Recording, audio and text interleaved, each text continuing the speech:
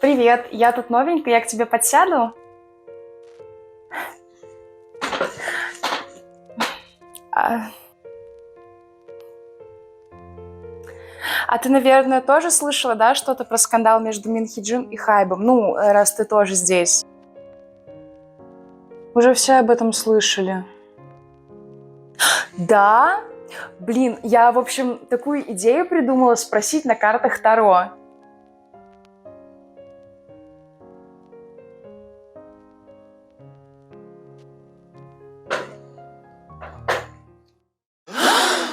Когда вы в последний раз задумывались о том, сколько грязи в себе таит безжалостный конвейер по производству артистов в Корее? Как много нам не договаривают компании и насколько заврались СМИ в своем стремлении урвать свою часть лакомого кусочка? Или, возможно, почему конфликт двух влиятельных персон затягивает в себя все больше и больше артистов и посторонних лиц? Скорее всего, 2024 год заставил вас несколько раз задаться этими вопросами. Наша независимая команда домашних детективов считает своей обязанностью разобраться в самом громком кей-поп-скандале 2024 года. Мы пройдемся по всем ключевым моментам войны между Адор и Хайп. И помимо официальных заявлений агентств и корейских СМИ, нам помогать будут карты Таро. Мы живем в 21 веке, когда вокруг куча тарологов. Подружка, мама, соседская собака, случайная женщина из ТикТока или даже вы сами брали в руки колоду. Мы отбиваться от стаи не будем и покажем вам, на что способна эта игрушка. А для этого мы с вами копнем глубже статей, используя подручные средства, и зададим картам вопросы, которые мучают нас и по сей день. Все расклады были сделаны под запись, чтобы мы смогли выстроить логическую цепочку событий. Предупреждаем. На нескольких записях мы забыли озвучить карты, поэтому пруфов не будет. Однако большая часть все же имеет конкретный расклад, который будет вам показан. Объем работы оказался действительно колоссальным, так что у нас получился целый цикл эзотерическо-исторических лекций. И это его первая часть. Располагайтесь поудобнее, мы начинаем. Итак, началось все в конце апреля, когда цветочки еще распускаются, а Хайп, в свою очередь, решили устроить весеннюю чистку и провести внутренний аудит. Но вместо паутины и бумажного хлама обнаружили кое-что поинтереснее. Согласно их расследованию, Мин Хи Джин вместе с другими руководителями Адор затеяли грандиозный план – вырвать Адор из цепких лап Хайп и, что главное, увести с собой их самую блестящую жемчужину – Нью Джинс. Мин Хи Джин, понятное дело, на такие обвинения отреагировала с выражением лица, будто ее с подругой обвинили в принуждении сотрудников Хайп давать им взятки.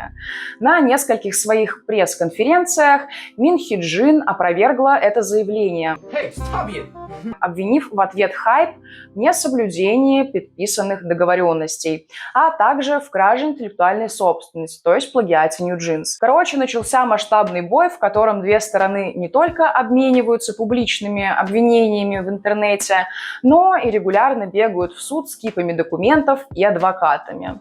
Но, как говорится, в любой эпидемии есть нулевой пациент, с которого все и пошло. Прежде чем нырнуть в пучину этого конфликта, давайте разберемся, как все дошло до жизни такой и кто здесь, собственно, первый больной. Спойлер, его зовут Бан Ши Хёк. Именно с этого человека и начнется наш сегодняшний рассказ.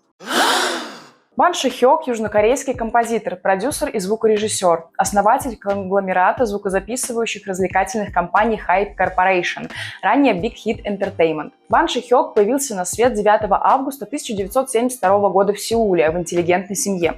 В переводе на наш язык родители мечтали, что сын будет врачом, юристом или кем-то еще с нормальной зарплатой.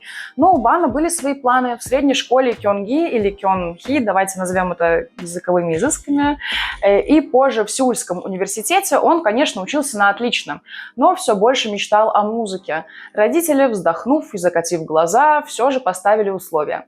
2 года на эксперименты. Мол, не выйдет, возвращайся к умным учебникам. Спойлер, вышло. Причем как? Началось все в 1994 году, когда Бан Ши Хёк выиграл музыкальный конкурс Йо Джеха. Его талант заметили, а карьера композитора и продюсера стремительно набирала обороты. С 1997 по 2005 год он трудился в Jup Entertainment вместе с Пак Джиньоном. И если имя Пак Джиньон вам ни о чем не говорит, то, возможно, название их первой группы G.O.D. и God прозвучит как гимн ностальгирующим олдам. Их первая группа стала одной из самых легендарных как для своего времени, так и для истории кей-попа в принципе. Бан Ши-хёк отвечал за аранжировки, а его псевдоним Hitman появился как раз тогда, когда God завоевывали первую волну популярности кей-попа. Песни вроде One Candle и Road до сих пор у некоторых вызывают слезу и вздохи. Вот это было время. В этот период Бан Ши-хёк также создал интересные хиты для крупных артистов, таких как Wonder Girls, 2AM и Rain. В 2005 году Бан Ши-хёк делает рискованный ход, уходит из JYP и основывает свою компанию Big Hit Entertainment. Долго ли, коротко ли, но в июне 2013 года он навсегда изменил историю кей-попа, выпустив на большую арену проект под названием BTS. Да-да, ту самую с миллиардом фанатов, рекордами и армия мании по всему миру. Поначалу Big Hit, как и BTS, балансировали на грани банкротства, но Бан Ши-хёк продолжал писать песни и гнуть свою линию. Им было написано 6 песен для альбома BTS Wings, выпущенного в октябре 2016 года. В их число входит Spring Day, одна из самых популярных и значимых композиций для корейской нации, отчасти служащая напоминанием об ужасной трагедии с паромом Севоль. Wings подарил Бан Ши-хёку Best Producer Awards, Net Asian Music Awards и премию автора песен на Melon Music Awards. В июне 2018 года его назвали одним из лучших музыкальных продюсеров благодаря успеху BTS. А дальше началась гонка на миллиард. Big Hit стремительно росла, скупая все и всех на своем пути. В 2016 году продажи компании составили 35,2 миллиарда вон. К 2019 году цифра подскочила до 587,2 миллиардов. На секундочку, это почти как выигрывать в лотерею каждый день в течение года. В 2020-м, после успешного выхода на биржу, состояние Бана перевалило за 1,4 миллиарда долларов. Тяжело поверить, что когда-то он был буквально в шаге от банкротства, не так ли? Но даже у таких титанов иногда заканчивается дыхание. В 2021 году Бан Ши-хёк объявил, что уходит с поста генерального директора Hype Corporation, чтобы заняться музыкой. Решение, кстати, вполне мудрое. Пусть корпорацию управляют другие, а сам Хитман будет делать то, что умеет лучше всего – создавать хиты, которые потом будут слушать везде, от корейских двориков до американских глобальных стадионов. Так вот, друзья, если вам когда-то скажут, что мечты – это ерунда, и лучше бы заняться чем-то нормальным, вспомните Бан Ши-хёка. У человека было всего 2 года на мечту. И этого оказалось достаточно, чтобы сделать мир чуточку музыкальнее, а себя сильно чуточку богаче. Это впечатляет. Но знаете, чего не хватает, да? Характеристики личности человека, который стоит за этим успехом. Долгое время Бан Ши-хёк оставался слишком тихой и скрытной лошадкой. Давайте приоткроем тайну завесы и пройдемся по всем психологическим тестам Гугла за Бан Ши-хёка, чтобы понимать, кто он такой. Только мы будем отвечать честно.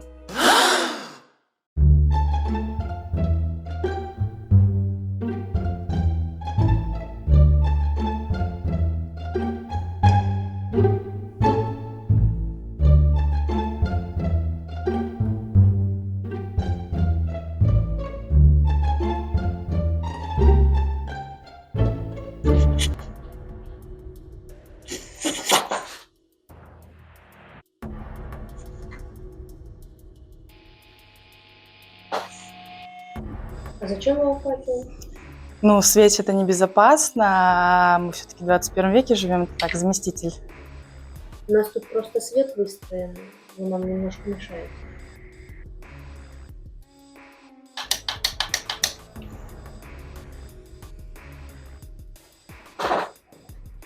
Снимите, пожалуйста, очки.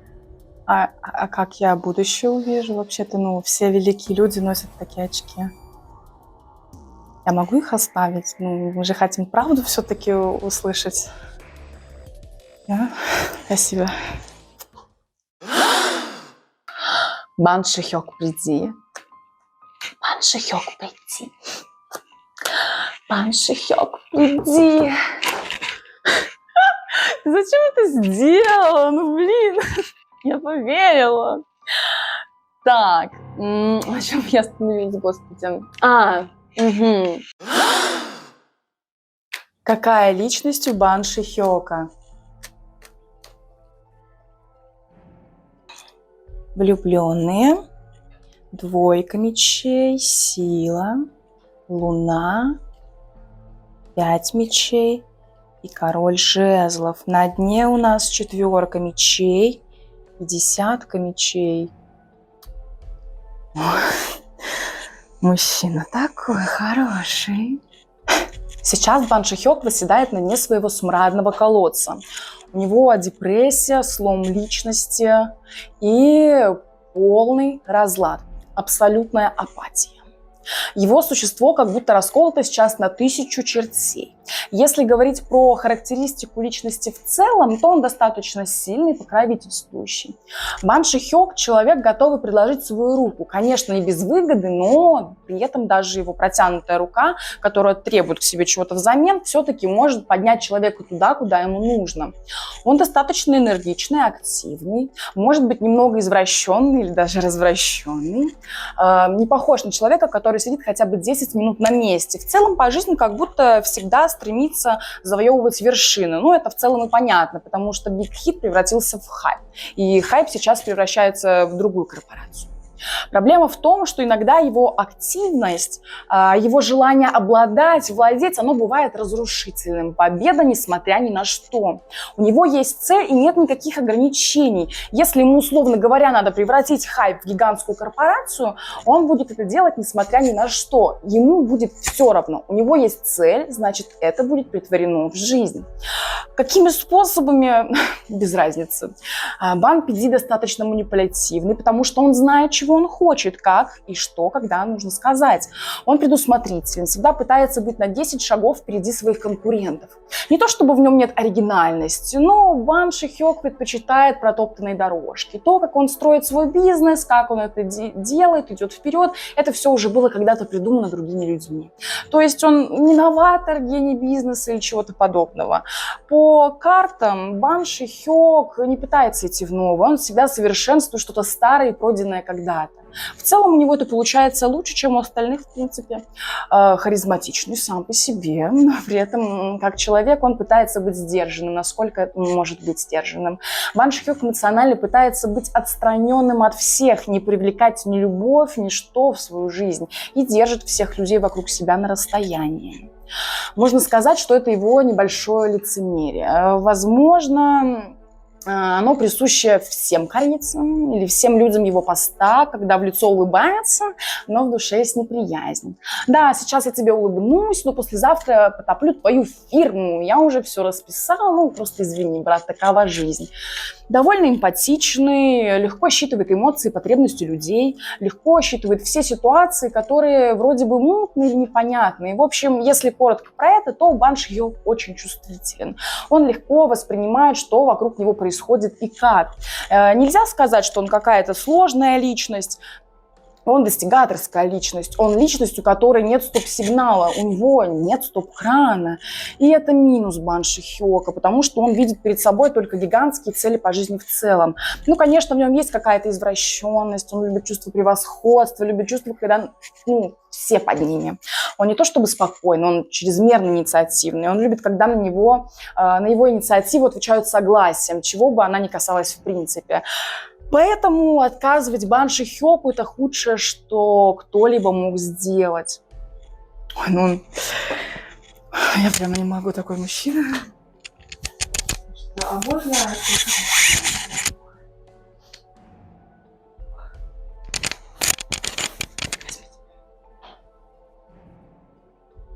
Сережа слетела. Мужчина прям. Интересно, у вас сегодня вопрос? Да, спасибо. Забыла.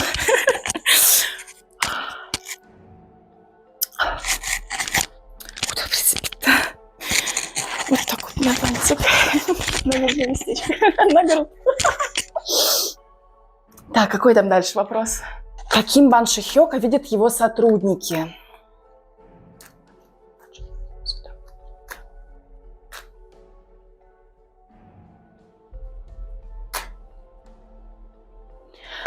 Шесть пентаклей, император, верховная жрица, башня, туз пентаклей, 5 жезлов и 2 жезлов. На дне колоды 2 пентаклей и справедливость.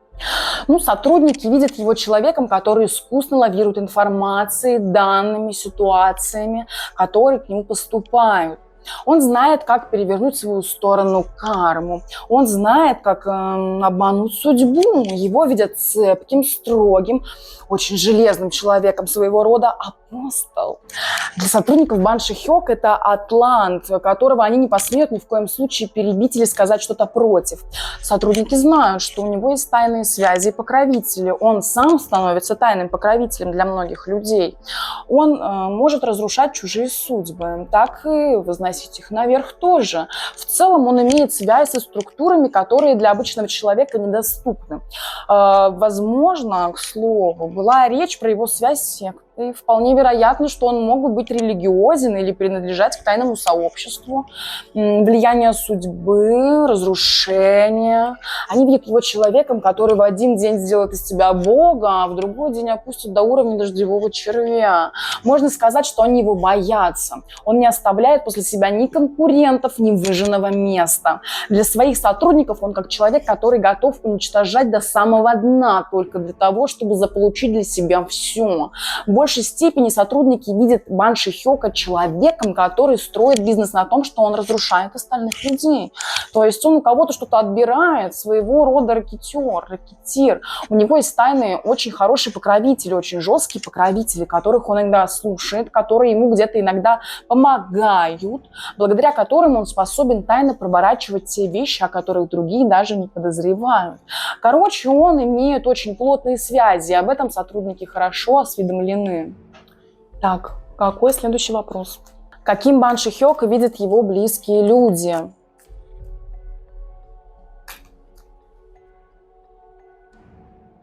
Так, карты. 9 мечей, 8 кубков, 6 жезлов, 9 пентаклей, 7 мечей, 8 жезлов, верховный жрец, туз жезлов и король жезлов. Дно колоды 8 пентаклей. Сейчас он не в лучшем своем состоянии. Они видят его человеком пугливым, человеком, который часто и много чего-то боится, который постоянно чего-то опасается. Не очень любит идти на риск, хотя постоянно на него идет. Не то чтобы боится обанкротиться, но быть обманутым, и что все его схемы будут когда-либо обнародованы. Он для своих близких людей человек предусмотрительный. И, скорее всего, близких людей у него не так много. Раз-два и обчелся. По картам не видно семьи, жены, детей. Он абсолютно одиночка, который любит проводить свои вечера, скорее всего, в компании каких-нибудь сексуальных дам. Ну и кроме того, что мы видели там статьи. Да. Тут туз жезлов, король жезлов. Однозначно человек любит какой-либо интим. Он любит удовольствие не только физического рода, но и эмоционального, физическое, психологическое. Он часто стремится доставить себе радость с учетом, что по жизни он слишком трудолюбивый, слишком зацикленный на работе человек. Возможно, даже близких у него не так много, как раз-таки не только по той причине, что он предусмотрительный, но и то, что он работает сутки напролет, выполняя свои видимые и невидимые цели. У него просто нет времени на себя, не на своих близких людей. Достаточно хитер, харизматичен, амбициозен. Он азартный. И кроме того, что он азартный, он очень гибкий и яростный. В целом он старается обеспечить жизнь своих близких людей в большей степени. Потому что он для своих близких как советчик, как человек, который дает работу, деньги, свое расположение. Он как тот, кто обеспечивает всех, кто ему дорог сердцу, условно говоря. Празднество амбиций. Он всегда боится того, что он делает. Для близких людей он тот, кто боится растерять накопленное. Он из тех, кто боится растерять самого себя и все свои заслуги, кто боится в одночасье превратиться снова в неизвестного Банши Хёка, который еще не встретился с Пак Джимионом. То есть у него страхи потерять свою собственную личность, ее отголоски. У него страх потерять расположение к себе. Он собирает людей вокруг себя таким образом, чтобы они даже были немного зависимы от него, чтобы они подтверждали его значимость. Так, снято. Дальше мы сейчас карточки соберем. Готова к следующему вопросу. Дальше. Психологическое здоровье Банши Хёка.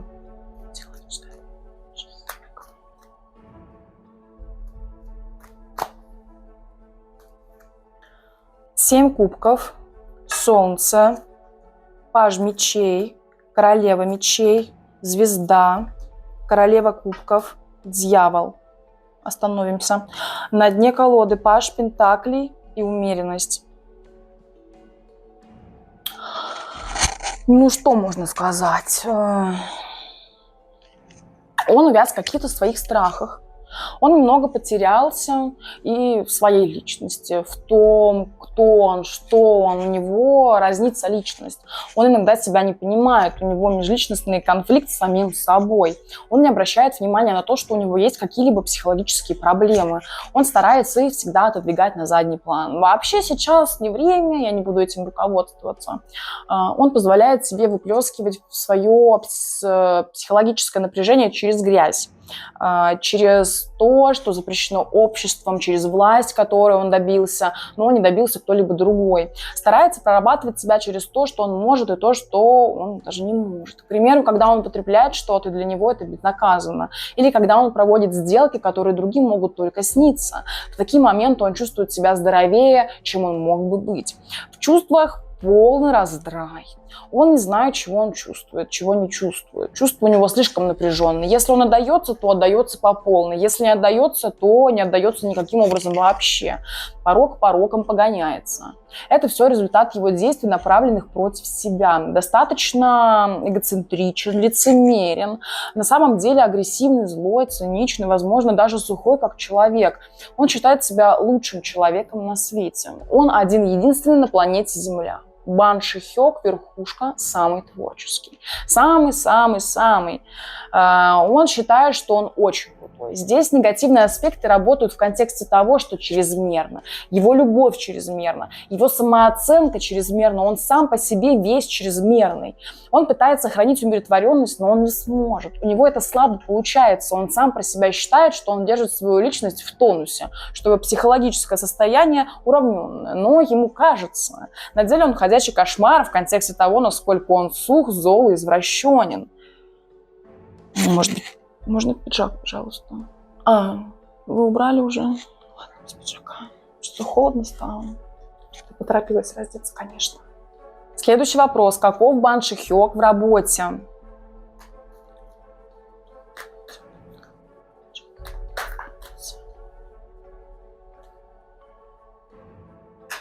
Тройка кубков, паж мечей, король кубков, королева жезлов, двойка жезлов, двойка мечей, 5 пентаклей, влюбленные и 10 мечей. На дне у нас 6 мечей и 4 жезлов.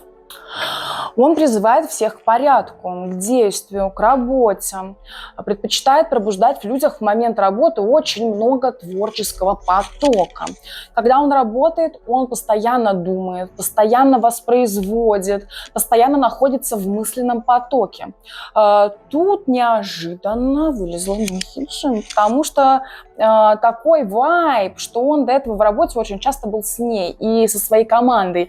А сейчас ситуация пришла к такому, что ему придется работать полностью одному, несмотря на то, что у него есть какие-то там генеральные директора. Возможно, Мин Хи Джин в работе с Бан Шихёком имела меньший вес.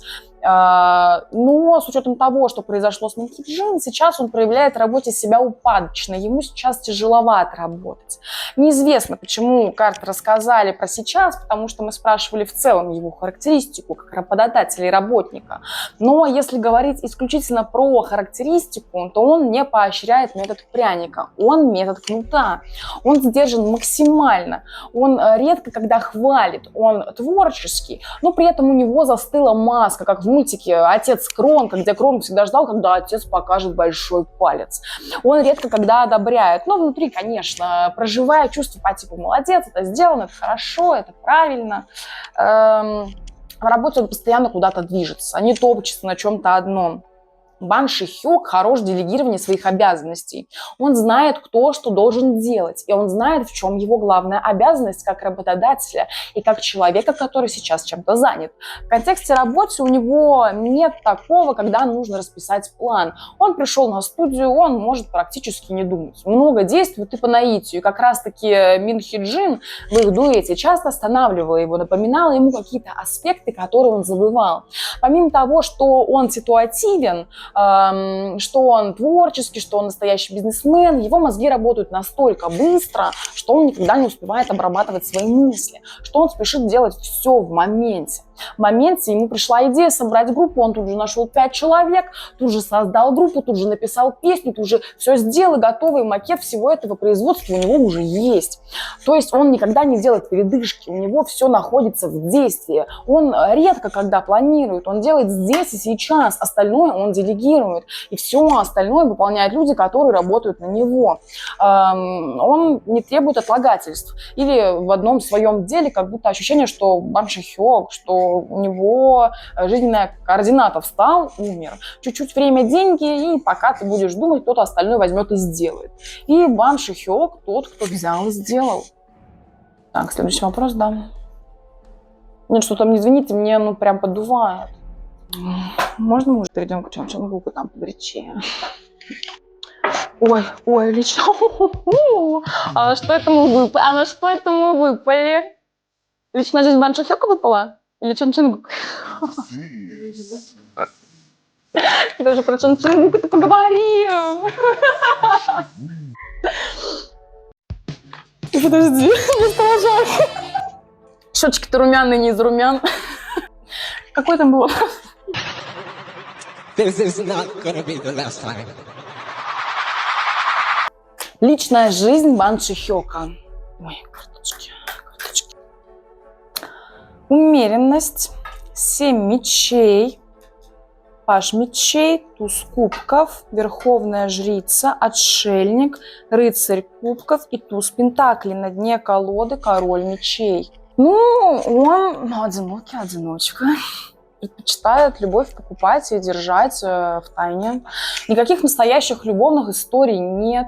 Любви у него нет, даже к творчеству. Он практически ни к чему любовью не дышит. Он считает, что любовь – это лишнее, что эмоции лишние, что они задерживают путь к вершине. У него нет никого. У него такое жизненное кредо. Я одинок. Если я полюблю, то я передам себя, утону в чувствах и перестану быть конструктивным. Он циничен, он не верит в значение любви, он считает, что любовь всегда покупная. В целом, на этом у него и строится бизнес, потому что любить артистов хайп, покупать артистов хайп.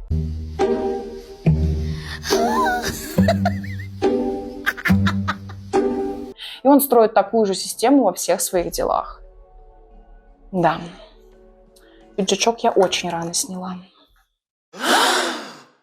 Итак, с достопочтенным господином Бан Ши-хёком мы познакомились, и с нашей стороны будет варварством не познакомиться с госпожой Мин Хи Джин, ведь именно она стала частой гостью новостных сводок, касаемых дела Адор и Хайп, и самым главным оппонентом Бан Ши-хёка.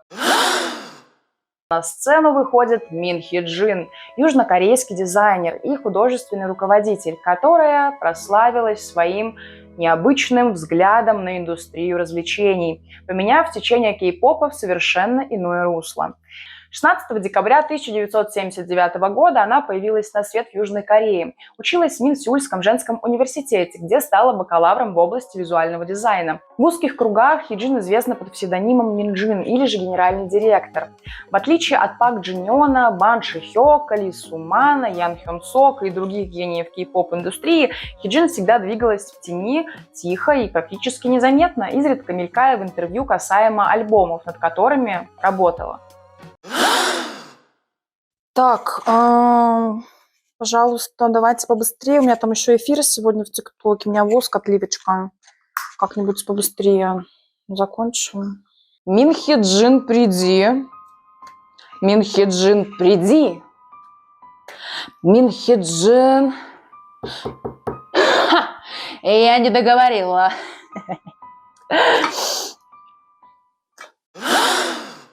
Какой Мин Хи Джин человек?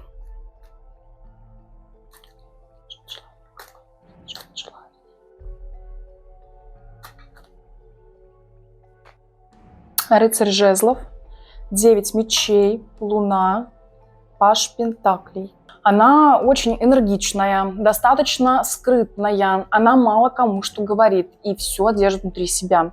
Она покровительствующая, всегда стремится дать кому-то свое крыло, свою крышу, но не без собственной выгоды, но все же. Относительно женственна. Она женщина в том проявлении, в котором можно подумать, говоря о кореянке. Она, конечно же, заботится о своем статусе, о своем личностном росте. Она очень тревожная и, возможно, чуть-чуть депрессивная. Какой Мин Хи Джин видят ее сотрудники?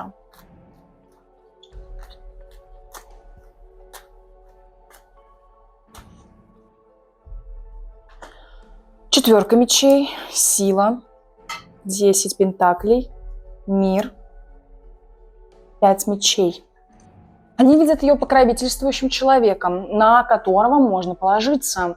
Она возьмет свое любой ценой. Она вгрызается клыками в свою жертву, даже если она эти клыки в дальнейшем потеряет.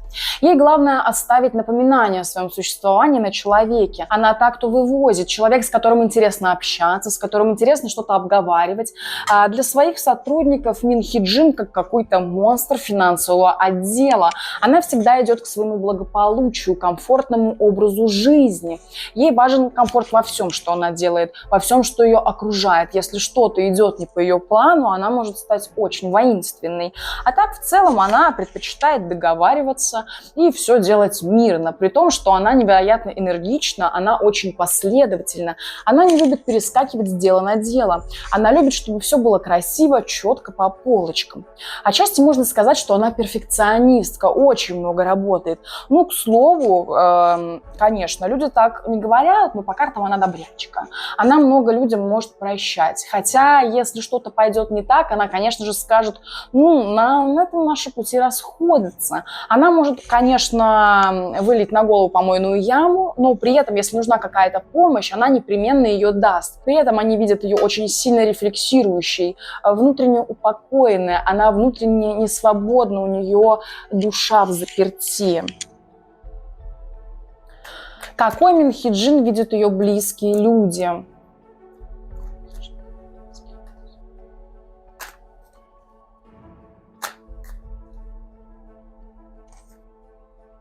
Тройка кубков, королева кубков, 9 мечей, рыцарь жезлов, рыцарь пентаклей, колесо судьбы и 9 жезлов. Она очень чувствительная. Она любит общаться, взаимодействовать, отдыхать, в том числе с алкоголем. И может перебарщивать. Она любит веселье. Ей нравится, когда много людей, когда какое-то сборище, праздник. Также она очень любит выпить. Она достаточно чувственный, нежный, аккуратный, слезливый человек для своих близких. При этом всем она ситуативная. Она готова найти приключения как для себя, так и для своих друзей, знакомых. Для нее это вообще не проблема. Просто встала, завернула за угол, и история началась. Это неплохая история. Просто погоняться от бомжа, ничего такого. И этим она себе проблемы на голову и находит, потому что не всегда думает, что делает. Психическое здоровье Мин Хи Джин.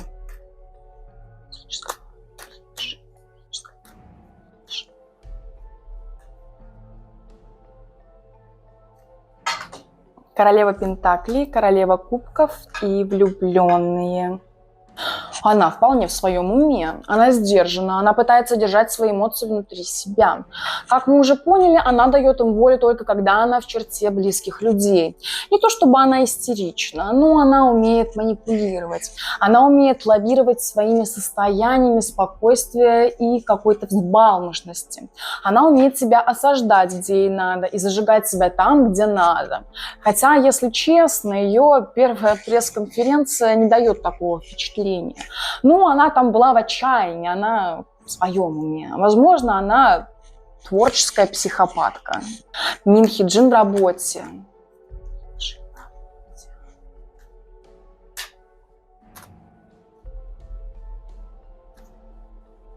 Повешенный, 6 кубков, колесо судьбы, умеренность и мир.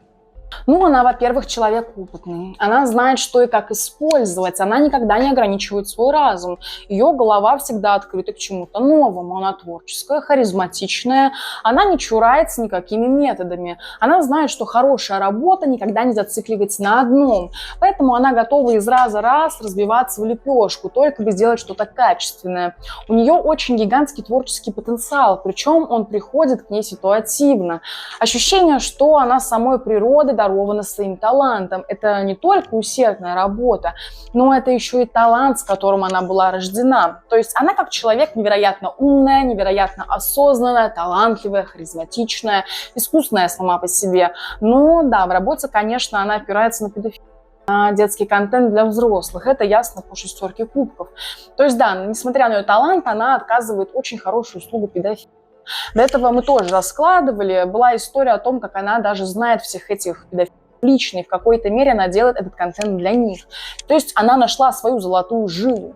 В целом Мин Хи Джин в работе не то что профессионал, она свободный гений своей работы. Получилось бы в другой стезе? Возможно.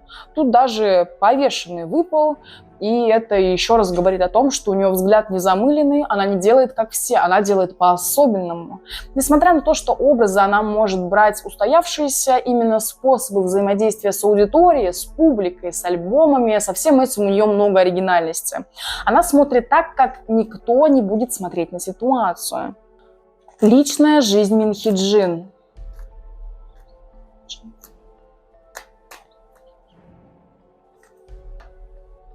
Паж пентаклей, туз кубков, справедливость, 2 кубков и на дне 5 мечей.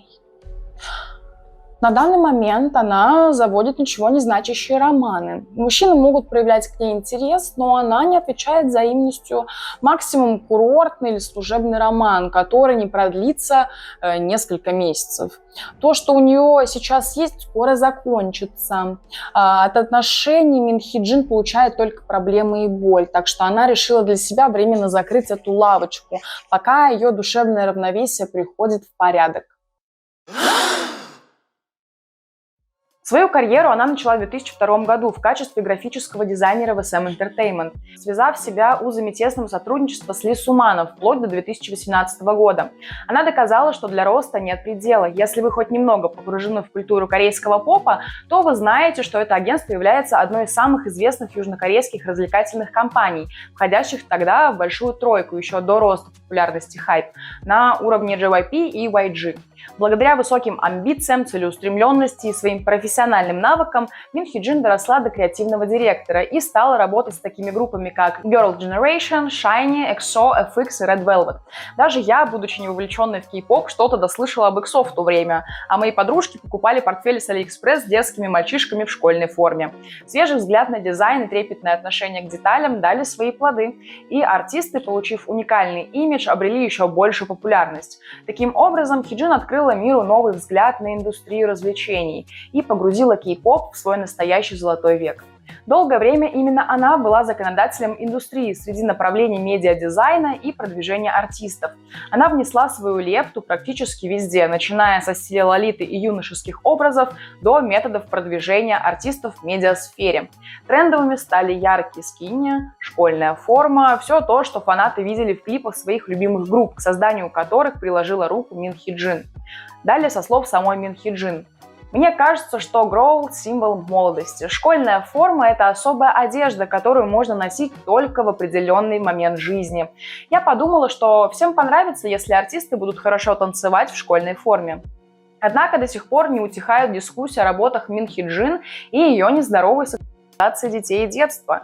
Данная тенденция была с Мин Хи Джин с начала ее карьеры, от молодых и незрелых EXO до New Jeans, видео которых порой вызывают диссонанс своими детскими образами и неоднозначными танцами. You and me,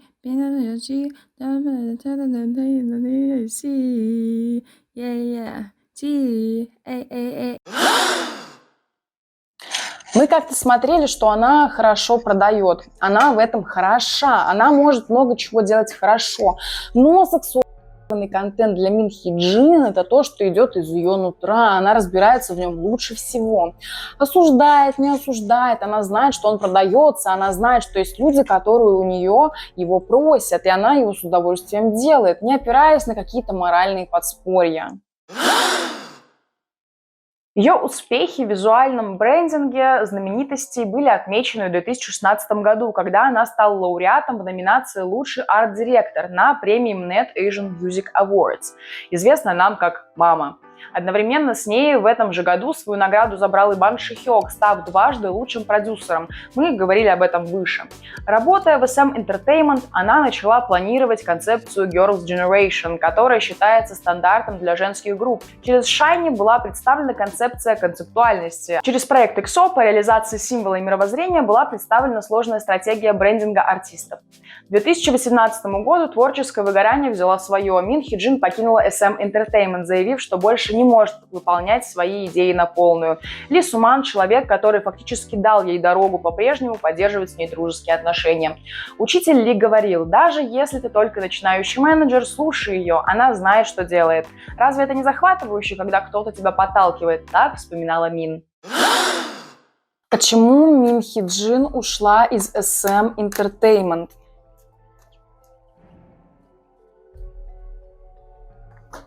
Колесо судьбы, двойка мечей, 5 верховный жрец, туз жезлов, 9 жезлов, 7 пентаклей, 5 мечей.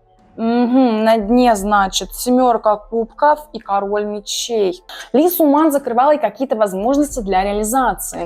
Ли Суман начал ее не то что осуждать, но он припоминал ей, что она должна вести себя осторожнее, аккуратнее, слишком сильно не высовываться и осторожнее работать с сексуальным контентом. И Мин Хи Джин посчитала, что это ущемление ее прав и интересов, ее возможностей для роста и в целом ее реализации. Поэтому она подумала, что она либо должна работать в этой компании в 4 раза сильнее и делать что-то, что противоречит ее собственным интересам, либо она должна работать еще сильнее, но уйти из компании и делать то, что ей уже интересно. Плюс ко всему в какой-то момент начала увеличиваться нагрузка, и для Мин Хи Джин здесь история в том, что она посчитала неравномерно то, что она должна делать с тем, что она хочет делать, ее статус и сколько она получает. Потому что есть такое ощущение, что она всегда работает чуть больше остальных. Она требует к себе больше, чем остальные. Потому в самой компании тоже начались какие-то события, которых Мин Хи Джин не очень-то и хотела касаться.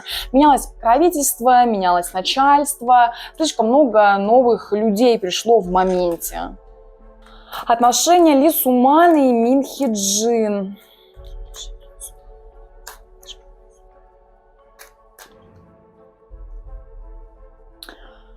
Королева жезлов, 9 мечей, солнце, туз пентаклей, император, 9 пентаклей, 6 мечей, на дне 5 кубков и 9 жезлов. Чего-то экстраординарного нет. Бывший начальник и бывшая подчиненная. В целом, как люди, которые в данный момент практически не контактируют, могут только изредка посылать друг другу пару сообщений. Возможно, с поздравлениями. В целом, у нее было хорошее отношение к Ли Суману. Она как-то говорила, что он ей практически как рабочий отец, и по факту это так. Она его воспринимала как свое собственное главенствующее лицо, хотя при этом всем рядом с ним она немного робела и теряла свою власть. Перед Ли Суманом у Мин Хи Джин терялся язык. Ли Суман был осаждающим, очень жестким человеком в плане руководства, поэтому он никогда не позволял вольности, чтобы кто-то чувствовал себя более раскрепощенным, чем он позволяет. Отчасти работа с Ли Суманом ее пугала, потому что она теряла беззаботность в своем отношении к работе. Короче, Ли Суман был жесткий тип, она относилась к нему как к отцу, с уважением. Но при этом всем их пути разошлись, потому что для нее это напряжение, которое создавалось на работе, было сдерживающим фактором, ей было неприятно. На данный момент отношения такие. Завоевав любовь инвесторов и директоров своими исключительными способностями и умением руководить публикой, долго сидеть в стороне у Мин Хи Джин не получилось. Несмотря на большое количество предложений, все попытки прибрать к рукам Мин Хи Джин заканчивались провалом. В итоге в 2019 году Мин Хи Джин присоединилась к конгломерату Big Hit Entertainment, изначально основанному как лейбл звукозаписи и агентство по поиску талантов. Через несколько лет после ее прихода агентство сменит свое название на Hype Corporation, которое компания имеет и сейчас. Став директором по маркетингу, она курировала рембрендинг компании, более того, работала под собственным лейблом Min SBO. Практически сразу все новостные порталы заговорили о возможном создании группы под началом Мин Хи Джин. А в ноябре 2021 года Хи Джин назначили гендиректором новой дочерней фирмы Hype Adore – All Doors, One Room. Название как нельзя лучше описывает подход Мин. Она всегда находит новые двери и приводит нас в уникальный мир образов и стилей. В одном из интервью Бан Ши Хёк заявил: «Мин Хи Джин лучшая из лучших, когда дело касается концепта сочетания визуальной режиссуры и планирования в кей-поп. Я очень счастлив, что теперь в нашей команде работает такой эксперт, который ведет за собой индустрию развлечений. Отныне мы будем еще больше фокусироваться на контенте и поклонниках. Мы верим, что знания в области брендинга, которыми обладает госпожа Мин, помогут нашей компании раскрыть крылья и, конечно же, помогут провести успешную реконструктуризацию. Я с нетерпением ожидаю начала работы Мин Хи Джин. Хочется поскорее увидеть, какие инновации на этот раз она принесет кей-поп. Но теперь на базе своего собственного лейбла». Что послужило причиной, по которой Мин Хи Джин выбрала Big Hit, именно Big Hit, для своей будущей реализации?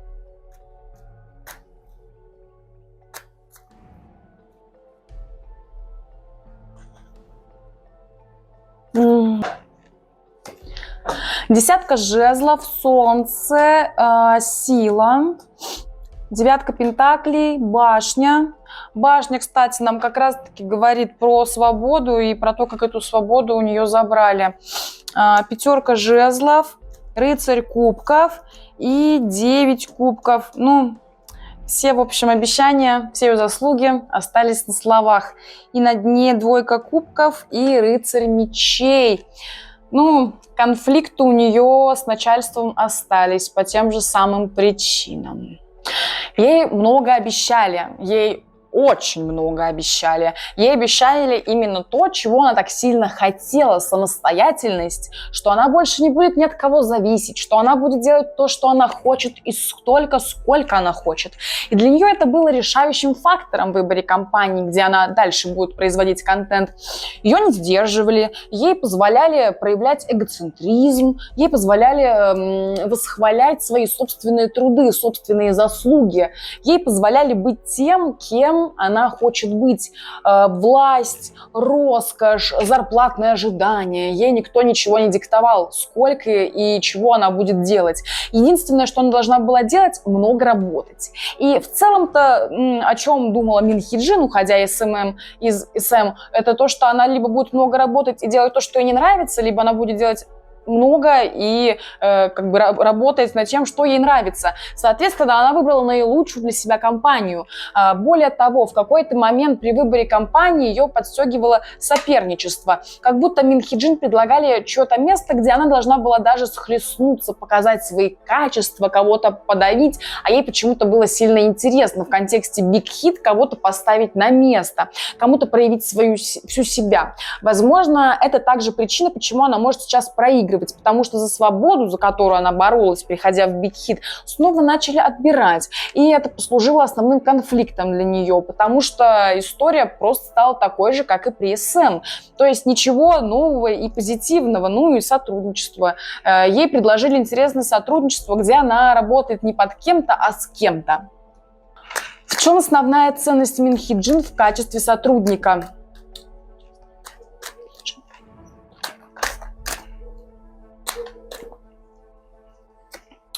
Рыцарь кубков, страшный суд, семерка пентаклей, повешенный, император, шестерка мечей, туз пентаклей и рыцарь жезлов. На дне у нас девятка кубков. Она умеет давить слабые точки как людей, с которыми она работает, так и аудитории. Она умеет скрывать все гнойнички, сыпать соль на рану, повелевать тайными желаниями людей, развращенными, непринимаемыми в обществе способами. То есть это все то, в чем она действительно хороша. Снова возвращаясь к вопросу, почему именно сексуальность, пошлость, именно несовершеннолетняя. Она умело манипулирует людскими пороками. Она умеет ими жонглировать и показывать. Она знает, что такое тайное желание, и она знает, как его вкусно продать, так, чтобы человек даже не заподозрил, что это была реализация его тайного желания. То есть законно делать незаконное, причем не соприкасаясь с незаконным. Более того, куда бы ни пришла Мин Хи Джин, она всегда приносит деньги. Мин Хи Джин очень прибыльный сотрудник, у нее очень богатый ум и воображение, у нее есть цепкость, внутренняя сила, которая позволяет агентству получать куда больше, чем оно могло бы получить без нее. Короче, она законно предоставляет незаконные вещи, за которые их могли бы посадить. При этом никто даже не может придраться и сказать: ну, вообще-то это незаконно, и вас надо привлечь к ответственности. Да в смысле? Вот у меня совершеннолетние артисты. Ну и что? Что они в коротких юбочках? Это ничего не значит. В общем, Мин Хи Джин приносит очень много денег своим компаниям. Тут и начинается главное путешествие. New Jeans — группа, которую называют ее детьми. Эти девочки с момента дебюта завоевали сердца миллионов и стали тем самым проектом, который Мин Хи Джин лелеяла годами. А параллельно она еще успевает поучаствовать в продюсировании сольного альбома Тэхёна в 2023 году. Альбом Layover разошелся тиражом 2,1 миллиона копий за первую неделю, установив рекорд среди сольников кей-поп. Как говорится, минута молчания для конкурентов. Как проходила работа Мин Хи Джин и Ви над альбомом? Если что, Тэхён из BTS. Как проходила работа Ви над альбомом вместе с Мин Хи Джин?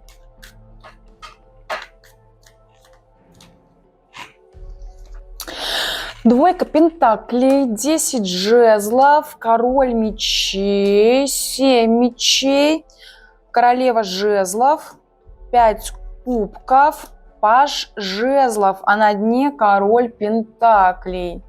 Ну, нет такого, что они прямо плотно друг с другом работали. В основном это были переписки, какие-то общие сведения. Он ей что хочет от альбома, она ему как надо сделать, чтобы было лучше. Ничего особенного, близкого контакта между ними не было, каждый в своей области. Тэхён был скорее занят своими личными делами, нежели Мин Хи Джин и работой с ней. Хотя есть ощущение, что с релизом альбома Ви кто-то очень сильно пытался обмануть Мин Хи Джин, потому что она чувствует разочарование от работы. Ее что-то не удовлетворило в работе с Тэхёном, и не сам Тэхён, а какая-то организация процесса. Она очень сильно не удовлетворена, и она считает, что ее где-то обвели вокруг пальца. Где-то можно было сделать лучше, кто-то схитрил, имело место быть халатность в работе, даже поверхностное отношение к обязанностям. Возможно, это не Тэхён, а относится к другим работникам, просто у нее такое отношение от альбома Ви. В целом, возможно, это и Тэхён, потому что он в этот период был нацелен внутрь себя, а не на работу и производство контента. По поводу, чьей идеей был альбом, ну, это просто обязанность каждого участника BTS, потому что все в армию, надо проявлять активность, и лучшее решение — дать ребятам свободу и выпустить альбом. Хотели они этого или нет. Возможно, не в те временные сроки, возможно, не тот стиль, ну, получилось, что получилось. И вот спустя полгода начинаются те самые события, ради которых мы с вами здесь собрались. Начало самого громкого скандала в кей-поп за последние пару лет, а также самый надоедливый и вездесущий скандал 2024 года. 22 апреля – начало войны. Хайп официально предъявляет обвинения Адор и лично Мин Хи Джин. Причины – попытка захвата управленческой власти и утечка конфиденциальной информации. Чтобы не терять времени зря, компания конфисковывает все компьютеры и электронные устройства Адор для детального расследования. Мин Хи Джин прошла через допросы и углубленные беседы с аудиторами и руководством Hype.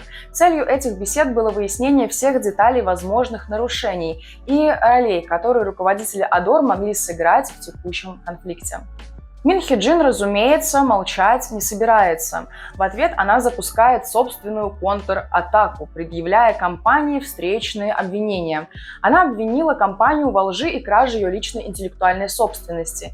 По ее словам, произошел плагиат концепции группы New Jeans, которую, как утверждает Мин Хи Джин, копировала новая женская группа Айли, связанная председателем Hype Бан Ши Хёком. Более того, Мин Хи Джин считает, что так называемый внутренний аудит был инициирован из мести за ее готовящееся разоблачение внутренних проблем компании. Я планировала подать заявку на аудит внутренней отчетности на этой неделе, но вместо этого меня подвергли проверке. Я ощущаю беспомощность в ответ на действия Hype, когда организация противопоставляется отдельному человеку, заявляет Мин Хи Джин. Несмотря на эти обвинения, Мин Хи Джин в своих обращениях продолжала подчеркивать успехи New Jeans. И использовала ли она свои слова как выражение беспокойства или как манипуляцию – это вопрос, который будет выяснен позже. Что на самом деле означают действия Мин Хи Джин? Действительно ли она стремится ослабить внутреннее давление или же искренне заботится о процветании группы и ее развитии? Погружаясь в эти интриги, мы можем раскрыть истинную природу стратегии и влияния бывшего на текущий момент генерального директора Адор. Тем временем поклонники внимательно следят за развитием событий, надеясь, что внутренний конфликт между компанией и ее генеральным директором не повредит группе и не отразится на их карьере. Компании, как два мстительных ребенка, продолжают выяснять отношения. С этого момента Адор и Hype становятся врагами. Стоимость акций Big Hit стремительно падает, а общество активно обсуждает сложившуюся ситуацию. Споры не утихают ни на минуту, а деятельность New Jeans начинает снижаться. Пока взрослые выясняют отношения, New Jeans, несчастные дети развода, оказались в центре урагана. Их экранное время участия в шоу снижается, акции Hype падают, фанаты в панике, а родители участниц начинают активно вмешиваться в ситуацию. Забавно, но на этом фронте Мин Хи Джин неожиданно находит поддержку. Родители Айдол вступают за нее горой. Почему? Возможно, они действительно верят, что именно она является залогом успеха и безопасности их дочерей. Сами New Jeans также встают на защиту Мин Хи Джин, отправляя фанатам сигналы «Поддержите нас и ее». Кажется, конфликт перерос уже рамки бизнеса и стал эмоциональным марафоном, где каждый боится сделать лишний шаг. Hype организует заседание совета директоров, чтобы решить, как поступить с Мин Хи Джин.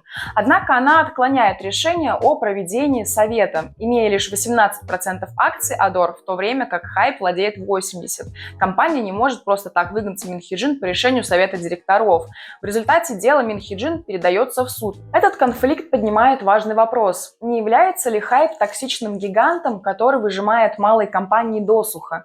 Или же все это банальная борьба за власть, где каждый использует свои ресурсы как оружие? Как бы там ни было, эта война далека от завершения даже сейчас, спустя больше, чем полгода. Пока Hype и Мин Хи Джин меряются обвинениями и репутацией, поклонники, как зрители на арене, ждут развязки. Главное, чтобы в этом маховике не потерялись New Jeans, талантливые девушки, которые все еще заслуживают сиять на сцене. Если вам кажется, что в этой истории слишком много мистики и тени, предлагаю устроить собственный Таро-аудит. Внутренний аудит. Я, конечно, не юрист, но хороший специалист. В чем основная проблема руководства Хайба? Так.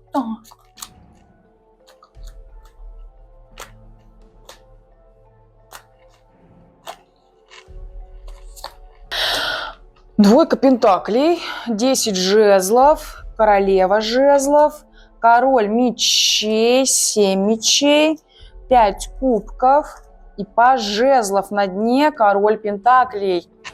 Во-первых, в самом руководстве хайп идет противостояние.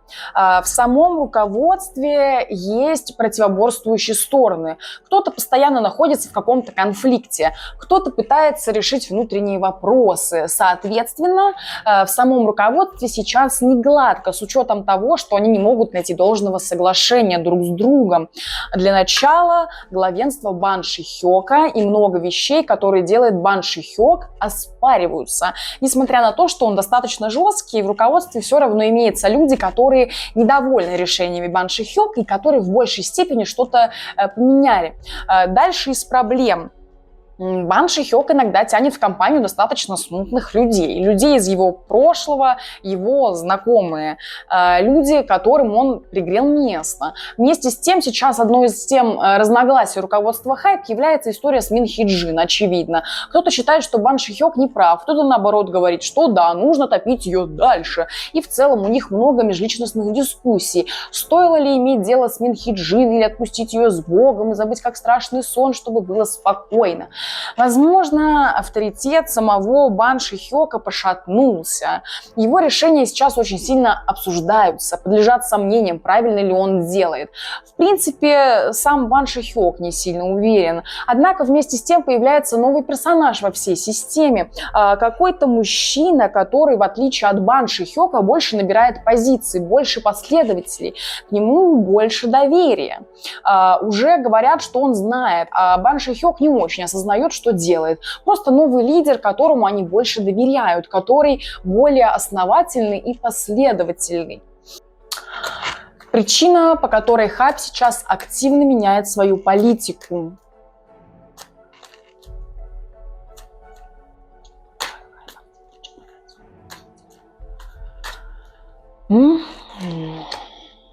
Восемь пентаклей, четверка жезлов, король мечей, шестерка жезлов, сила, мир и справедливость. На дне 8 пентаклей и королева пентаклей.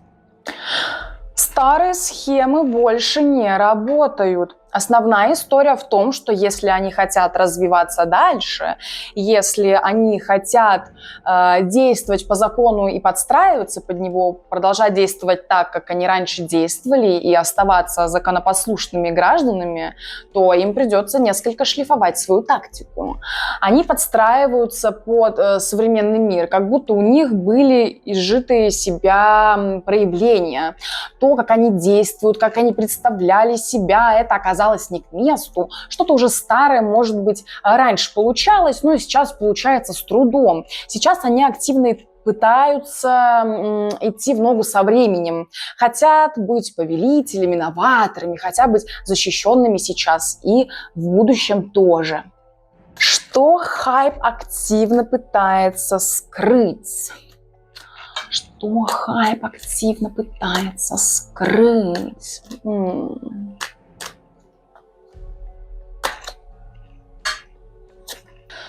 8 жезлов, рыцарь кубков, умеренность, звезда, повешенный, королева мечей, 9 пентаклей, луна и 9 жезлов. В основном пытается скрыть свои потайные схемы, иные доходы, иные активы, свою работу. Все, что он делает всегда скрытно. Все, что он делает скрытно, он привирает, то есть рассказывает не так, как есть на самом деле. Также они скрывают настоящее отношение к своим артистам и работникам. Условно, BTS другие отношения, но если мы говорим про других работников, которые имеют место быть. Там не то чтобы дискриминация, но на них знатно давят. Не прессуют, но дают понять свое место. У них работает кто-то на задних ролях, кого не показывают. И это не Мин Хи Джин, это другие игроки на перспективе хайпа. Ощущение, что хайп пытается скрыть свою жадность не в контексте денег, а в контексте в качестве обладателя, продюсера того, чем они хотят обладать и чем обладают на самом деле. Как будто сжимают это все, и мы обладаем всем на свете. Помните, мыши, что мы собираемся делать сегодня? Как обычно, захватить мир. Вот такие вот у них настроения. Что скрывает Бан Ши Хёк от общественности? Что скрывает Бан Ши Хёк от общественности? 8 пентаклей, башня, 7 пентаклей, повешенный, паж мечей, 7 кубков, паж кубков и императрица, а на дне рыцарь пентаклей. Ну, не то чтобы сильно интересно, Бан Ши Хёк скрывает свои слабости. Все. Бан Ши Хёк скрывает свою неуверенность, свои страхи, свои эмоции, чувства, чтобы, не дай бог, они проявились на свет, чтобы никто ничего не увидел. Потакание своим мелким желаниям. Ну, ничего такого. Что знала Мин Хи Джин, чего боится Бан Ши Хёк? Что знала Мин Хи Джин, чего боится Бан Ши Хёк? 5 пентаклей, 9 жезлов, солнце, 2 мечей, королева пентаклей и маг. На дне колоды король жезлов, отшельник, дьявол, 4 жезлов и король пентаклей. Ну, во-первых, кумовство. Мин Хи Джин знает о том, что в руководстве сидят знакомые Бан Ши Хёка, о противостоянии, что в хайбе сейчас прислушивается к кому-то другому. Это как раз мужчина, родственник Бан Ши Хёка. Соответственно, здесь идет конфронтация между родственниками, потому что Бан Ши Хёк не ожидал, кого он добавит к себе на работу. Тут о превышении полномочий, о том, какие дела тайные и не тайные, какие дела ведет Бан Ши Хёк, о том, сколько он ведет связей, скрытых или нет, о том, как много он себе позволяет в контексте незаконного, в контексте того, что нельзя совсем делать. Про компанию бюджет, ощущение, что Мин Хи Джин знает о бюджете больше, чем Бан Ши Хёк хотелось бы. Она знает, где бюджет проседает и куда идут деньги компании на самом деле. Она знает, куда это все распределяется и кому что в карман идет. И она знает что-то о главном бухгалтере, что-то связанное с бухгалтерией, что-то не очень хорошее. Деньги не то чтобы подворовываются, но они идут очень сильно в обход. И, в общем, деньги достаются не всем. Почему прошлого гендиректора Пак Джи Вона убрали с поста? Почему бывшего гендиректора Пак Джи Вона убрали с поста?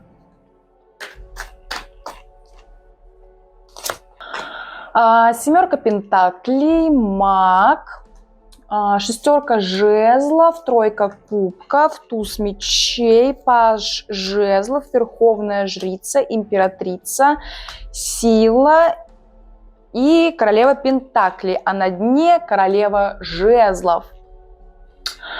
Несмотря на то, что он как раз пришел с кормушки хайба, он один из тех, кто был в заговоре, кто участвовал с Мин Хи Джин и кто имел с ней близкую связь. Он один из тех, кто агитировал, что с Мин Хи Джин надо работать, чтобы сохранить тайну, чтобы не начать очередное разбирательство, и чтобы хайб не заплыл в этих всех смутных личностях, которые постоянно что-то с хайбом творят. Было решено его убрать, несмотря на то, что близкий человек Бан Ши Хёка.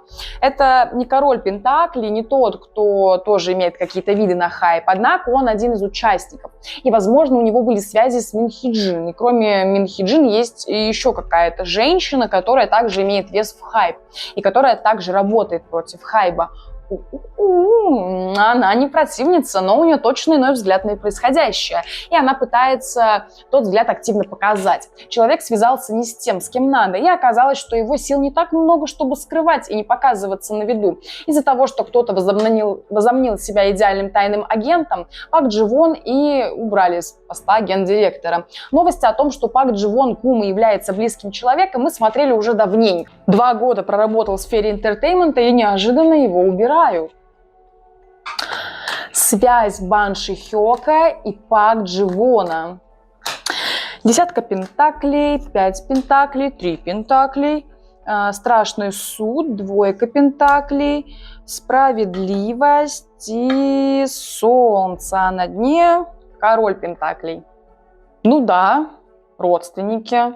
Причем он родственник не только Бан Шихёка, но еще какого-то третьего противоборствующего лица.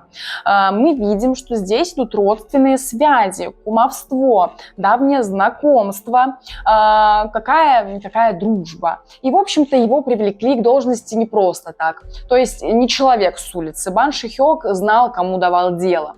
Да, Бан Шихёк лично поспособствовал, чтобы Пак Джи-вон был снят с должности, но между тем их отношения не стали сильно хуже. Их связывает нечто большее.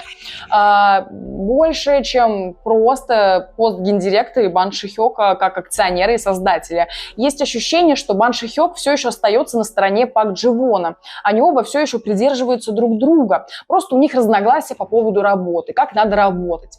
Манипуляция законом, все, что сейчас происходит, увольнение Пак Джи-вона тоже. Манипуляция законом, ситуацией. Пак Джи-вон получил то, на что он нарывался очень давно, поэтому он понимает, что к чему, и, условно говоря, обиды не держит. Знала ли о Пак Джи-воне Мин Хи Джин? Знала ли о Пак Джи-воне Мин Хи Джин? Знала ли о Пак Джи-воне Мин Хи Джин? Шестерка мечей, двойка жезлов, король жезлов, паж кубков, звезда и 8 жезлов, а на дне рыцарь кубков. Ощущение, что это был небезызвестный факт. В компании среди руководства понимали, кто есть кто и кому кем приходится. Соответственно, и Мин Хи Джин тоже знала, что это не скрывалось. И последний вопрос в хайп-аудите. Как руководство относится к сотрудникам хайба? Как руководство относится к сотрудникам хайба?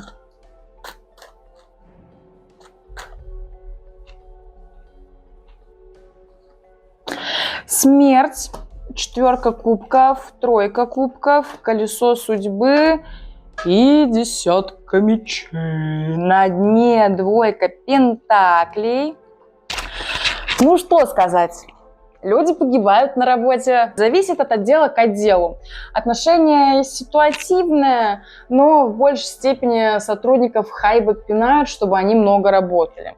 Ребята занимаются работой по полной. Их постоянно пытаются сплотить, придумать какую-то корпоративную деятельность, но не получается. Не получается коллектив сделать. Они все друг на друга хищно посматривают. Соперничество в скрытой форме. Как бы какие-то корпоративные мероприятия, да, чтобы знать, кого сдать руководству. Вот такие вот настроения. Отношение руководства Адор к Мин Хи Джин. Девятка жезлов, восьмерка кубков, умеренность, четверка пентаклей, паж мечей, дурак, семерка кубков, король мечей, 5 пентаклей, рыцарь пентаклей. Они такие, куда ты нас затащила? Как это теперь расхлебывать? А может, стоило вовремя остановиться, а не постоянно куда-то стремиться?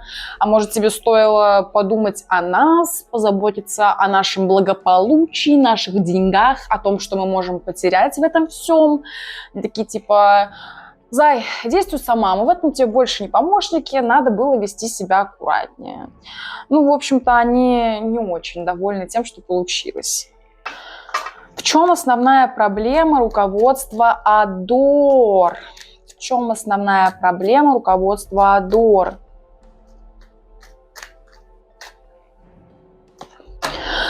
Восемь кубков, страшный суд, колесница, 8 мечей, тройка кубков, десятка мечей, маг и пятерка жезлов. Ну, не могут найти коннект друг с другом. Они слишком открыто друг с другом соперничают, потому что, скорее всего, крыса, которая настучала на Мин Хи Джин, была как раз-таки в руководстве Адор, то есть на нее настучал свой человек. Каждый из них имел свое мнение. Мин Хи Джин не очень хорошо умела организовывать процесс руководства. Как творец она хороша, да, а как все это делать, ну... Вот. Но те, кто конкретно были вокруг нее, были не лучшим выбором, что она могла сделать. Скорее всего, это было даже не ее выбором, потому что там за авторитет надо было драться, ругаться, каждый пытался вырвать свой авторитет. Так что сейчас то, что они разошлись, это их собственная вина. Вина самого руководства, не Мин Хи Джин даже. Отчасти ее вина, конечно же, так как она должна была всем этим работать. Короче, они были несочетаемы друг с другом. Каждый пытался друг против друга бороться. Сколки, конфликты, конфронтации. Чем ближе были люди друг к другу, тем с большей степенью они друг друга пытались обмануть. Ну, типа, да, он мой друг или товарищ, поэтому я с ним могу делать все, что угодно. Он поймет. Это для моего продвижения. Даже без руководства Мин Хи Джин это руководство бы распалось. Что, по мнению руководства Адор, никогда не должно выйти на общее обозрение.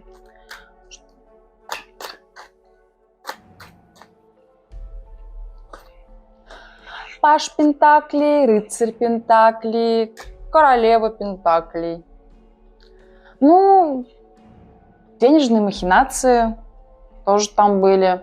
Потери, махинации, сколько всего руководство распилило денег между друг другом, и сколько раз они обманывали, возможно, даже саму Мин Хи Джин.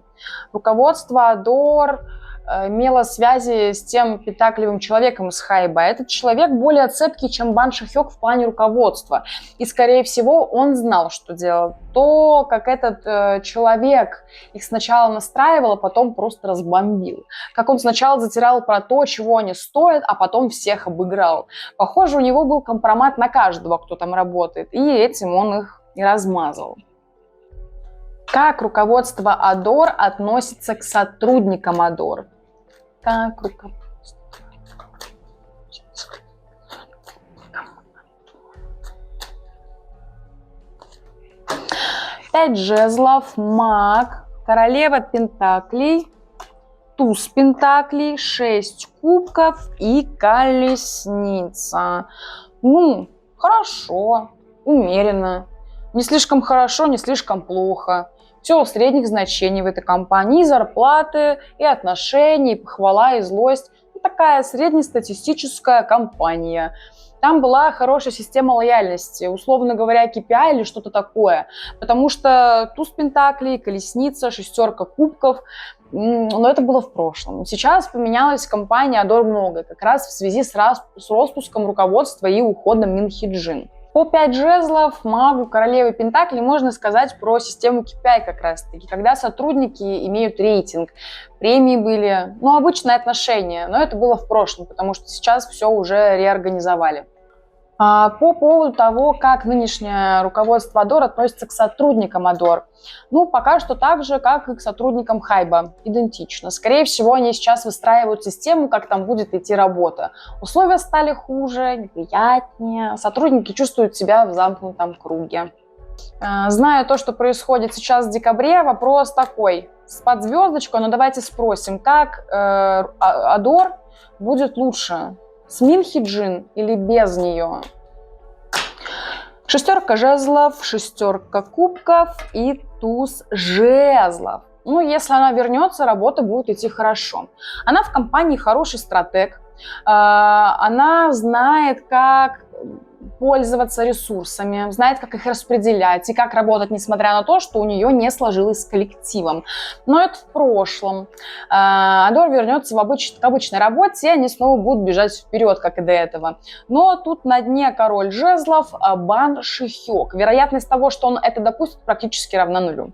Это будет чудо, если она вернется в Адор. Если без Мин Хи Джин. В Адор заступит король Пентаклей, второй человек после Бан Шихёка на данный момент. Даже сейчас, наверное, первый, с учетом того, сколько уважения он вызывает у сотрудников.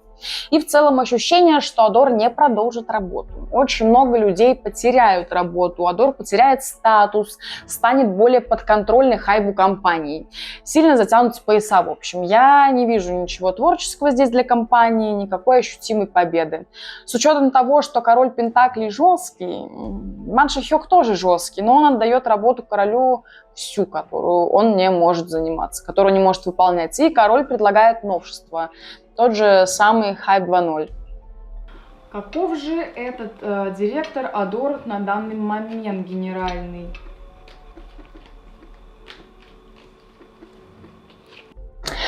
Справедливость, пятерка мечей, туз мечей и девятка кубков. А на дне тройка мечей.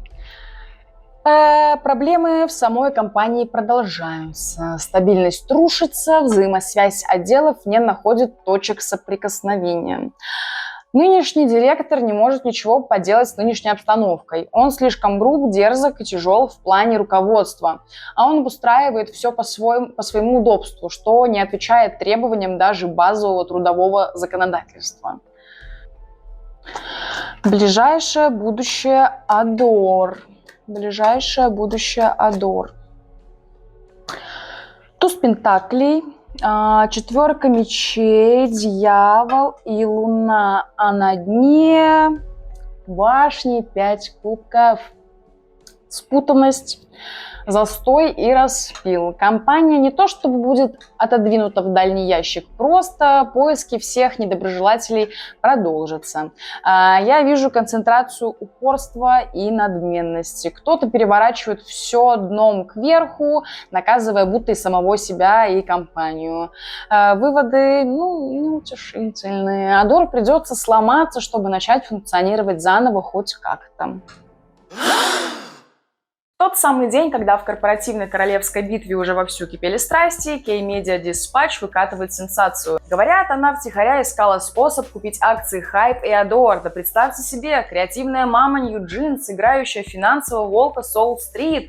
Но это только начало. Dispatch утверждает, что Мин Хи Джин якобы неправомерно получила конфиденциальную информацию о Hype, а также против нее были найдены доказательства того, что она оскорбляла сотрудников. Тут, конечно, вопросов больше, чем ответов. То ли она действительно устраивала там тиранию, то ли кто-то решил подлить масло в огонь. На следующий день история резко поворачивается. Мин Хи Джин делает заявление, что все это не более чем месть. Месть за то, что она якобы пыталась рассказать о дискриминации в компании. Могла ли быть информация, которую донесла Мин Хи Джин, причиной, по которой устроили проверку Адор? Нет, план о потоплении Мин Хи Джин созрел гораздо раньше. Это стало одним из поводов стремления и желания. Давно говорили о чрезмерной власти Мин Хи Джин. Но что же такого раскрыла Мин Хи Джин, за что ей устроили проверку?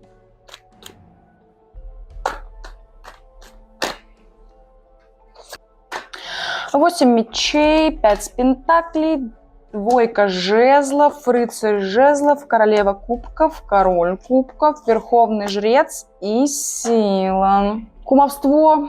То, что в компании имеет место быть какой-то блат, что принимают родственников, друзей, не за реальные качества, вот этого человечка надо бы на работу устроить. Она просто знала какую-то подноготную. Тут имеет место быть какая-то торговли эмоциями. Возможно, дело в инвесторах. Возможно, девочек, мальчиков отправляли к влиятельным дядям. То есть, возможно, Мин Хи Джин могли прижучить, и она такая, у меня есть сохраненных вот эта информация, что вот такое происходит в компании, что вот с девочками такая история. И про любовное отношение Бан Шихёка тоже. Хотя, это уже не тайна, с учетом маленьких стримерш рядом с ним. Такая история, что она просто про самую скрытную компанию в кей-попе знала что-то интересное, чем могла манипулировать, чтобы обезопасить себя. Сторона Мин Хи Джин заявила, что причиной конфликта стали Хайп и председатель Бан Шихёк. И вот с этого момента мы ведем отчет начала борьбы между родителями мамой New Jeans и папой BTS. В одном углу ринга креативный стратег, в другом основатель самой влиятельной корпорации кей-поп. Чтобы добавить драматизма, представитель Мин Хи Джин заявил, что ее хотели уволить после того, как она подняла тему плагиата New Jeans. Хайп, в свою очередь, ответил, с точки зрения концепции уже существует множество оценок, свидетельствующих о явной разнице между этими двумя группами. Как говорится, классическая игра «Я не моя, корова не моя». Правда ли, что Бан Шихёк скопировал стиль New Jeans для Айелит и связь Айелит с New Jeans?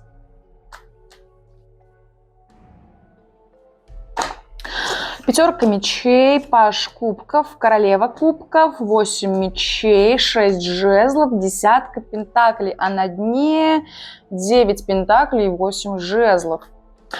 Ну, они работали по тем же схемам, что и Минхи-Джин. Здесь была слизана не группа как таковая, а техника ведения самой группы New Jeans.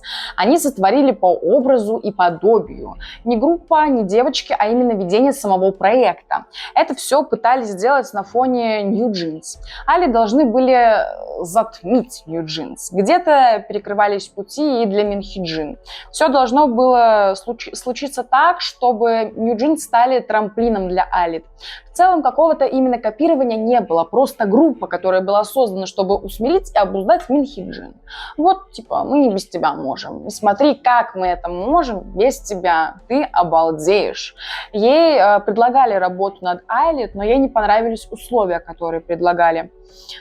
И дальнейшее будущее группы Айлет. Ну, вообще, ничего особенного, если честно. Им придется что-то менять в группе, может, руководителя. Они хотят продвижения в другом сегменте. Им не нравится сегмент, в котором они сейчас продвигаются. Они будут пытаться что-то делать, но в целом им понадобится кто-то другой. Или они будут продвигаться под руководством другого человека, или продвигаться в другой стране, или продвигаться совершенно другими путями. Потому что то, что есть сейчас, им не нравится. Они разочарованы действием группы и популярностью группы. Могут, в конце концов, кого-то под кого-то подложить. Инвесторов или каким-то там методом продвигать. Условно могут торговать девчонками. 24 апреля Хайп отдельно опубликовали письмо с требованием отставки генерального директора Минхи-Джин, а также попросили Адор созвать заседание совета директоров 30 числа. В связи с этим они заявили, если Адор откажется созывать совет директоров, Хайп обратится в суд с заявлением о разрешении провести внеочередное общее собрание акционеров. И вот на следующий день, 25 апреля, Хайп торжественно объявляет результаты своей проверки с цитатами, доказательствами и чувством глубокого удовлетворения. Они заявляют, что нашли некие вещественные доказательства захвата прав управления, в том числе расторжение контракта с New Jeans, мол, чтобы оставить Адор без лица, планы превратить Адор в пустую оболочку и выбросить ее за борт, как ненужный чемодан. И некий список контактов внешних инвесторов, которые готовы были сыграть свою роль в этой схеме. В свою очередь, Минхи-Джин решительно опровергла подозрения в узурпации прав управления, заявив, цитата, «Не было никакого плана, намерения или исполнения, чтобы узурпировать права». Забавно, конечно, как обе стороны с пеной у рта отрицают все, что говорит другая. Каждый аргумент встречает молниеносная неправда. Но зато у нас теперь есть уйма материала для видео, мемов и теорий заговоров. Какие улики против Адор нашли?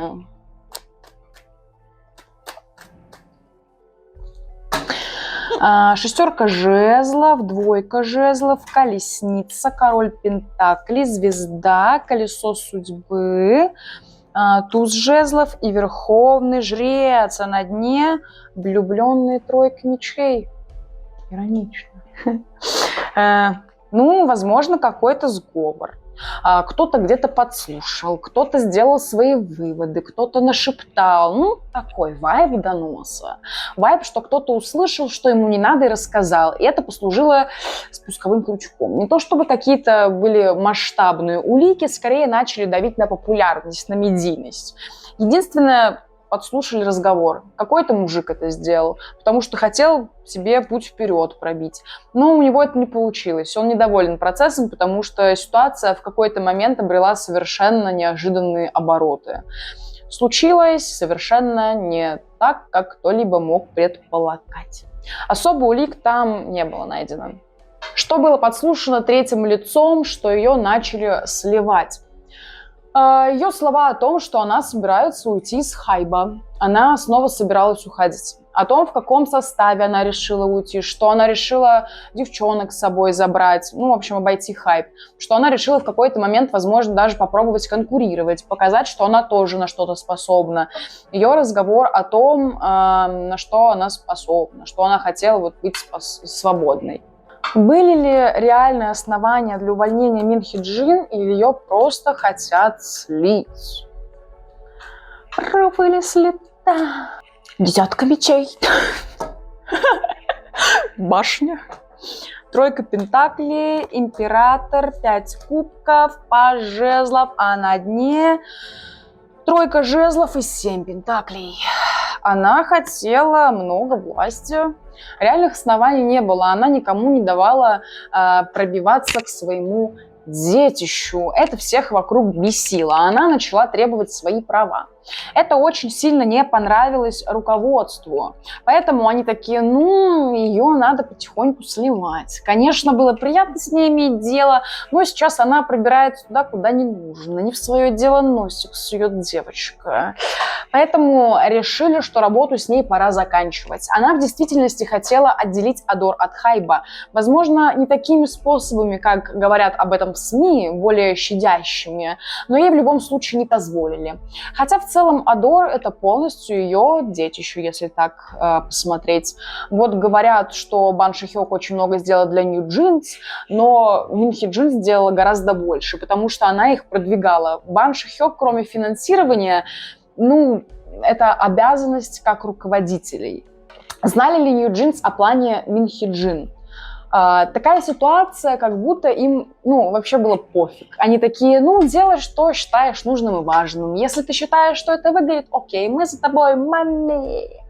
Девочки знали, что они проект и что они приносят деньги. Они знали, какое отношение у Мин Хи Джин к ним. Нет такого, что они были как-то негативно настроены. Возможно, они где-то поддерживали Мин Хи Джин и в огонь, и в воду, куда скажешь, лишь бы были деньги. Но сейчас они разочарованы, потому что прогорело то, чего они хотели. По картам выпали идентичные карты на вопрос, как Мин Хи Джин относится к Нью Джинс. Идентичные карты, поэтому есть ощущение, что они преследовали общую цель, которая не выгорела. И Нью Джинс были готовы сказать «да» в случае чего. Какую роль Нью Джинс играют в плане Мин Хи Джин?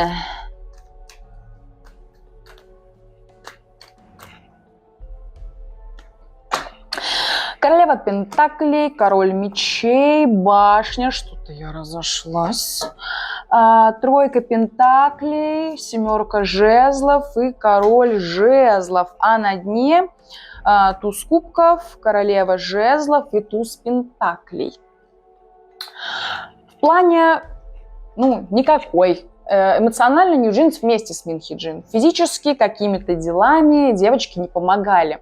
Наоборот, они скорее сейчас ощущают последствия того, что происходит в компании. По ним это очень сильно бьет. Они теряют опору, устойчивость, они теряют условно своих хозяев, привычную обстановку. Им становится сложнее выживать и адаптироваться. Им неизвестно свое будущее. Ощущение, что среди родителей Нью Джинс есть инвесторы Мин Хи Джин. Ощущение, что кто-то из родителей Нью Джинс имеет связь с Мин Хи Джин, и более того, это денежные связи. Вполне вероятно, что из Нью Джинс много девочек с золотой ложкой, потому что сейчас кей-поп превращается в такую индустрию, где дети богатеев идут туда. В целом, все, девочки ни при чем, они просто были рядом, когда это было нужно. Правда ли, что Мин Хи Джин планировала захватить власть? Повешенный, звезда, башня и рыцарь мечей. А на дне королева пентаклей. Не то чтобы власть. Она просто хотела стать более известной, более популярной, приобрести свою славу, стать более медийной, потому что она посчитала, что это нечестно, что она постоянно на задних планах, и про нее знают 3-4 человека. Поэтому ей захотелось тоже урвать свой кусочек тортика. В целом она просто чувствовала себя жертвой обстоятельств. Одна и та же карта. Это карта выпадала, когда смотрели на причину, почему Мин Хи Джин ушла из SM Entertainment. Она чувствовала себя на заднем сиденье. Она оригинальна, но она на заднем сиденье просиживает свою оригинальность. И то же самое случилось с Хайбом. Человеку обещали золотые горы, а по итогу 3-4 раза упоминают ее имя. В новостях было, что когда Мин Хи Джин только пришла к Бан Шихёку, про нее очень много говорили. О ее заслугах, о том, кто она и что она. Бан Шихёк везде вставлял, где мог, имя Мин Хи Джин. Пытался продвинуть вперед, а потом в какой-то период ее имя затихло. И про нее никто не вспоминал, наверное, до альбома Ви. В глубине кто-то кто знает, кто спродюсировал Тэхёна, они знают, что этот альбом продюсировала Мин Хи Джин. А весь остальной мир такой: Мин Хи Джин? Блин, вообще хз, кто это, чем она занимается. И это послужило основным фактором повторения истории. Что-то обещали, посадили на место, прошло время, и вот снова она там же, откуда она и уходила. Верните, пожалуйста, мне мой факел, мой пиджачок. Так. Блин, я сегодня вообще успеваю на свои отливки свечей-то или нет?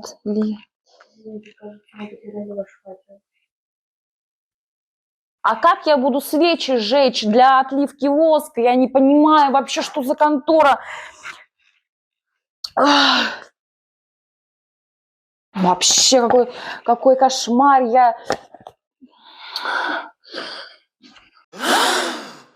Итак, мораль истории. Где хайп и Мин Хи Джин, там всегда найдется место для интриг, корпоративных войн и немножко драмы.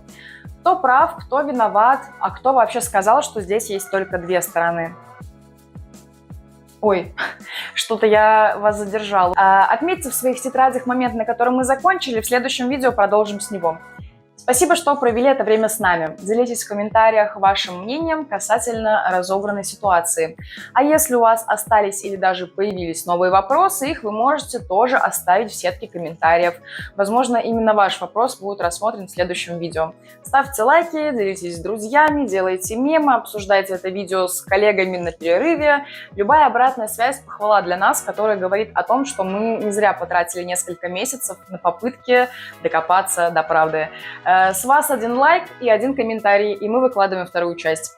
Желаю вам хорошего дня и напоминаю, что истинность слов говорящего не всегда подтверждается его верой в их правдивость.